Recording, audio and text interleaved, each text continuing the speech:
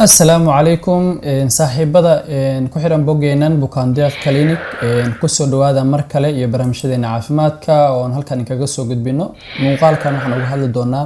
9 xaqiiqo oo ku saabsan murqaheena iyo ugu dambeyn murqo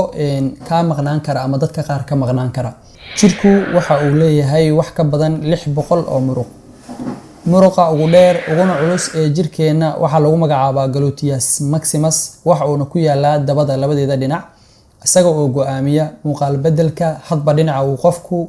u dhaqaaqo iyo xadiintiisa iyo sidoo kale shaqliga fadhiga muruqa ugu yar ee jirka waxa lagu magacaabaa stapedius muscle waxa uu ku yaalaa gudaha dhegta sida oo kalena halkaas waxa laga helaa lafta ugu yar ee jirkeena muruqa ugu xoog badan ee jirkeena waxa lagu magacaabaa meniscus waxa uu ku yaalaa daanka waxa uu u isticmaalaa qofku calalinta marka uu bariya qaadayo wax aad u adag si uu u jijabiyo muruquhu 40% ayay sameeyaan culayska jirka muruqa ugu shaqada adag ee jirkeena waa wadnaha kaas oo jirkeena ku fataha 5 litir wax oo dhiig ah wax ka badan halkii daqiiqo muruqaha ugu mashquulka badan ee jirkeena waa muruqaha maamula dhaqdhaqaaqa indhaha muruqaha dhinaca midig ee jirkeena waxa laga maamulaa dhinaca bidix ee maskaxdeena wax ka badan 85% kuleelka jirkeena waxa soo saara aruurka muruqaha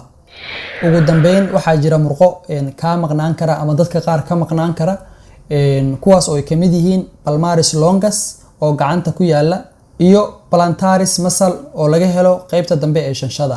palmaris longus sida muuqaalka kaaga muuqan doonta waxa laga helaa gacanta qaybta hore waxa uu u dhaxeeyaa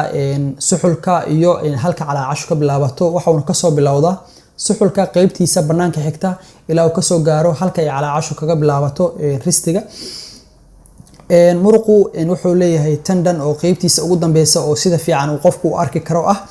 tendon kaas qofku wuxuu ku dareemi karaa marka uu gacantiisa wada laabo ayuu taaban doonaa meel aad u adag una eg xidid laakiin aan xididka ahayn ee bardhamaadka muruqa sidoo kale qofku wuxuu ku arki karaa inuu fariisa wada fidiyo suulka iyo fariireedana uu isku qabto markaasna ay calaamad u soo muuqato dadka aan lahayn marka muruqa calaamadaasi ma heli doonaan sida muuqaalka nooga muuqata waa mahadsantihiin